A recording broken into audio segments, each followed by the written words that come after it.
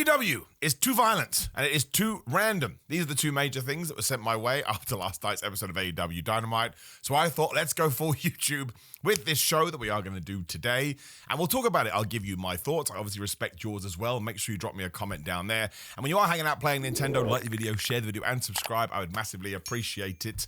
Sorry we haven't done much AEW content recently, but I just happened to be away anytime I wanted to sit down and do AEW stuff. But let's get back into it today with a big one, with violence and randomness. So no, I don't think that's true. Just to already pop the bubble. Bye-bye. You've already signed out of this YouTube show, but we do need to talk about it. I would presume the two matches this ties into are the Don Callis family taking on the Death Riders and the crazy FTR tag team match that we'll get to in just 1 second. Now, here's my deal when it comes to violence. The thing that I think violence has to be earned, right? Let me rephrase that. I think stipulation matches have to be earned. Doesn't necessarily mean that I'm right, but that was actually my biggest pet peeve is way too strong. Eyebrow raise. It's not like it's going to ruin my day or anything. But when the Don Callis family and the Death Riders fell out on Saturday, right? On Collision, I found it mad. All of a sudden they went, woohoo, let's do a street fight on Wednesday. Now listen, it was a fantastic match. And my gosh, John Moxley gives everything to pro wrestling. Whether you like that guy or not, I think we have to applaud him a little bit. Like, you can argue that's not what wrestling's all about. That's not what I'm talking about. I'm talking about John Moxley, I think Jonathan Good's his real name, being a human being who will walk into the ring and let Lance Archer choke slamming into glass and into barbed wire, and his back was just such a mess.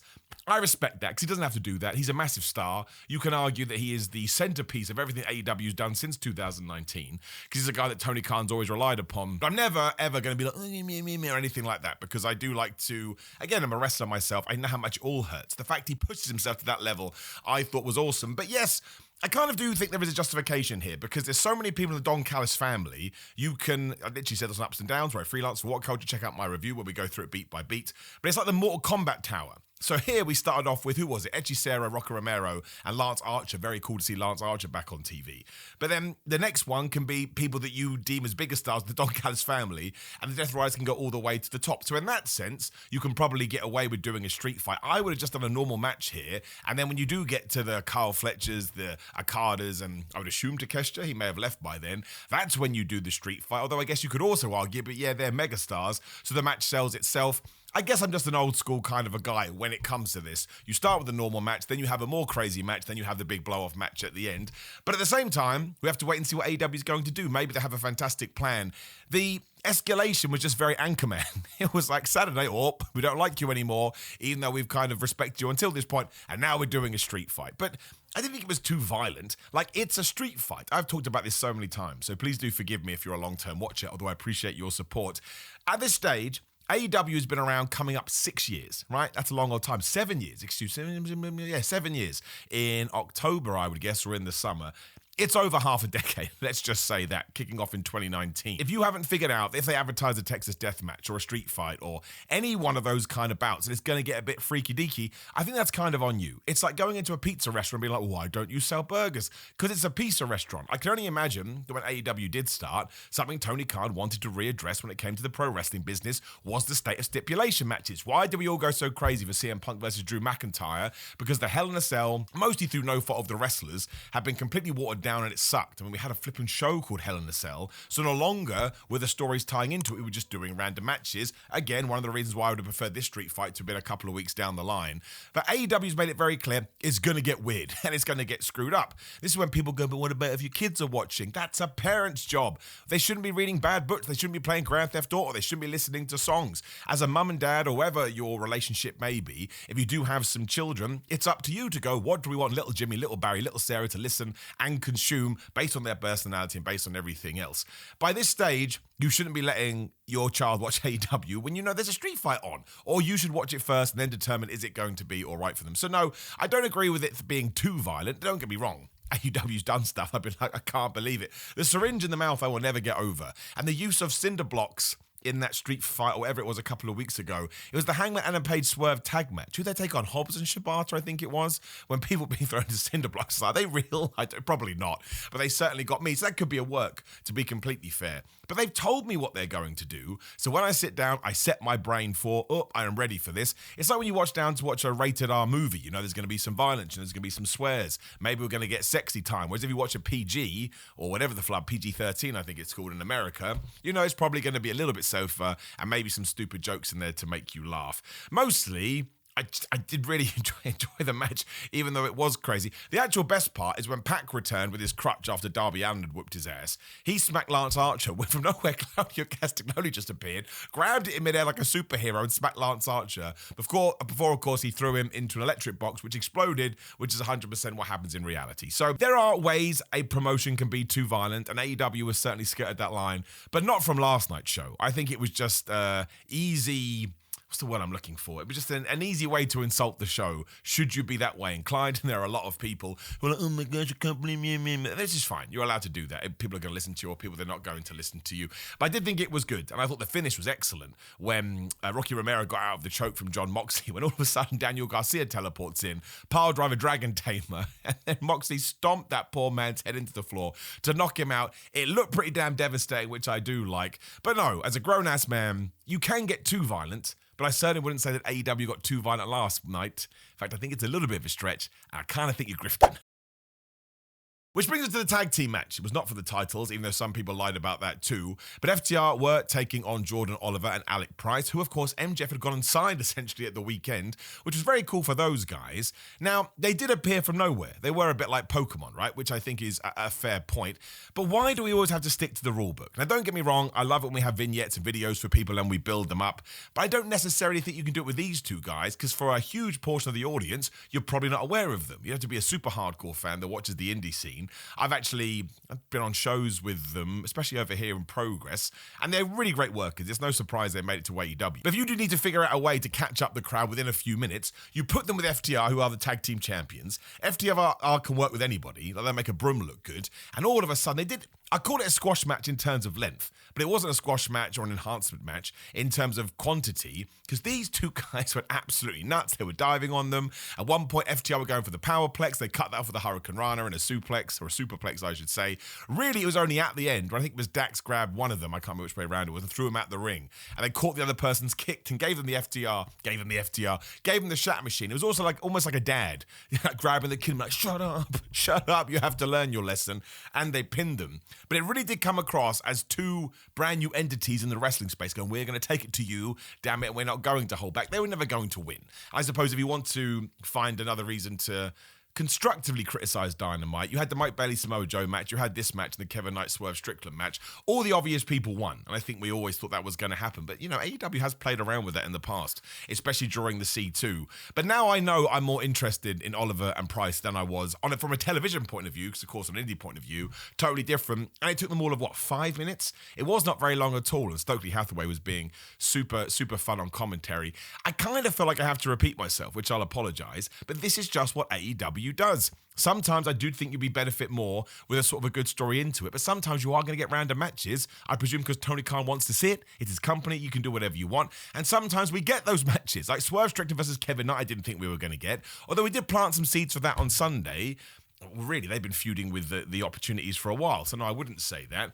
But once again, I'm like, well, I can't. What am I moaning about? Maybe I personally would have liked to have had a little bit more oomph as we led into a match, but I know that AEW does this, so I can't go, oh, it's too random all of a sudden. Well, it's always been random, and therefore it's not random at all, because some people go, oh my gosh, I'm so crazy. Well, you're not crazy then. If you're crazy all the time, that's your norm, and therefore you can't be crazy. I just think we took two people, threw them into the tag team division, and now they can be a massive force. Who they can beat, I don't know. You're going to find some pairings. You don't want them to lose and lose over again. But I just thought it was a daring thing to do. I thought it was a different thing to do. And given that there was a huge contingent of people that are like, oh my gosh, there's too many old people in AEW and WWE, which I don't care about. As long as I enjoy them as a person, as a wrestler, why do I care about their age? What difference does that make to me? Of course, you have to bring up new stars. That's not my job. That's Triple H's and Tony Khan's job, I suppose. But here we took super brand new guys. We threw them in the ring with the flipping tag team champions, and they basically went 50-50 for a few minutes before they got killed.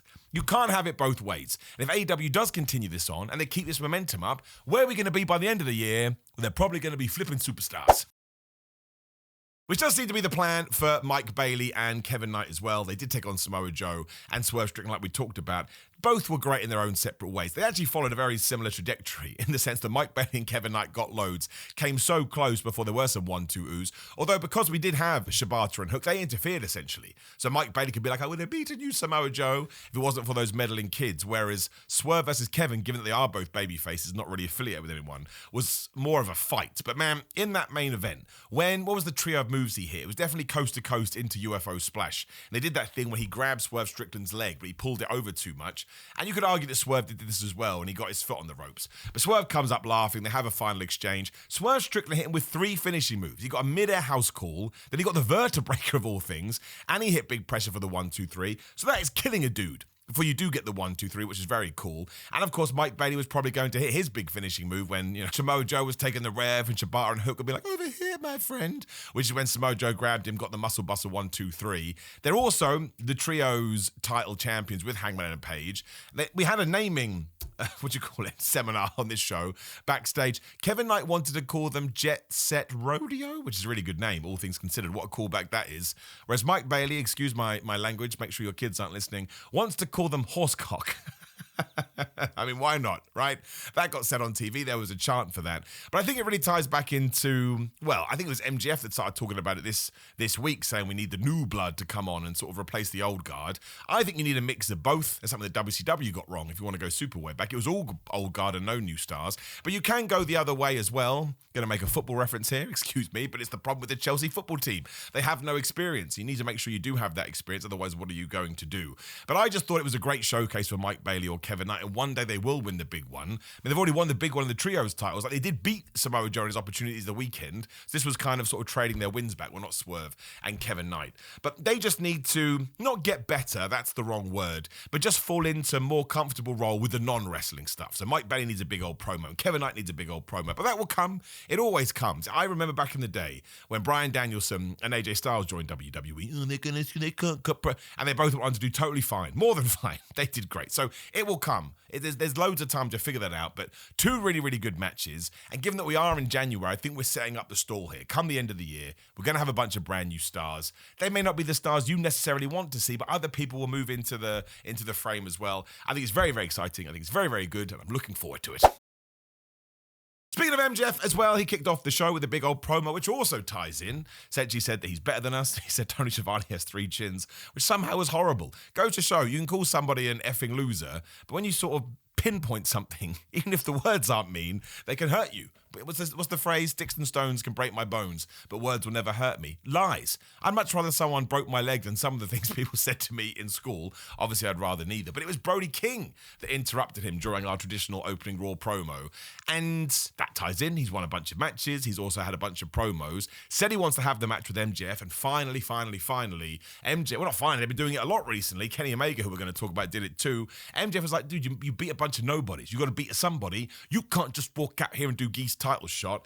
But MJF then watched all these other matches. So now Hangman is a contender. Samoa Joe is a contender. Swerve Strickland is a contender. And now, of course, Brody King is a contender. And Kenny Omega is a contender. Did I double up there? It's at least 4 or 5 people. And I love it when you have a bunch of big stars gunning for the world title because it makes it feel like a world title. And yes, we had that Josh Alexander-Kenny Omega match, which Josh Alexander had wanted for ages. I turned into his dad here, which probably doesn't make sense when you talk about ages. He doesn't need this from me, but I was just like, man, this is the coolest thing ever when you actually see somebody work their ass off and get something that they've earned, I suppose, for lack of a better term. Of course it was good. It was great. Don Callis was being an absolute moron here. And eventually, really, Josh Alexander's mistake was over-celebrating with his fake dad when Kenny Omega hit a couple of moves, V-trigger and the one-winged angel. 1, 2, 3. Kenny Omega also cut a promo afterwards saying, I feel better than ever. I was like, well, that's very exciting and that's very interesting. So if he's feeling good, even when he's feeling bad, I never noticed it in the ring. He's always been so amazing.